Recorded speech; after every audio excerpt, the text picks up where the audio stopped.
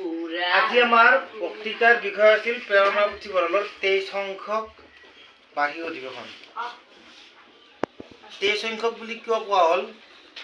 তাৰমানে প্ৰেৰণা পুথিভঁৰালৰ এই যিদিনা জানুৱাৰী 1 তাৰিখে যিখন বাৰ্ষিক অধিৱেশন হ'ব, আমি যেনেকৈ প্ৰথম বাৰ্ষিক অধিৱেশন পাতিলোঁ, ঠিক তেনেকৈ প্ৰেৰণা পুথিভঁৰাল 23 বছৰ হ'ল। কিমান বছৰ হ'ল? 23 বছৰ।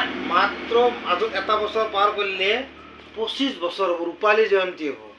ভাবা আমি কেনেকুৱা এটা অনুষ্ঠানত অংশ হ'ব যাই আছোঁ। এটা পুথিভঁৰালত যদি 25 বছৰ হ'ল, তে তাৰ উদ্যোক্তাবিলাকে, বিশেষকৈ মুখ্য পৰিচালক কোন তাৰে বৰ্তমান?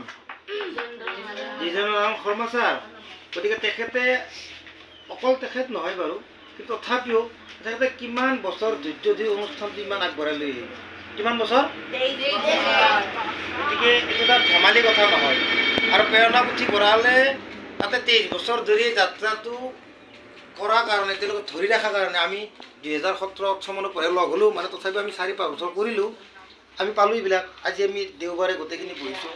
আমি এতিয়ালৈকে 9টা প্ৰশ্ন উত্তৰ কৰিলোঁ। 9টা প্ৰশ্নত আমি 7টামান ফিফা ৱৰ্ল্ড কাপৰ প্ৰশ্ন কৰিলোঁ, 2টা আমি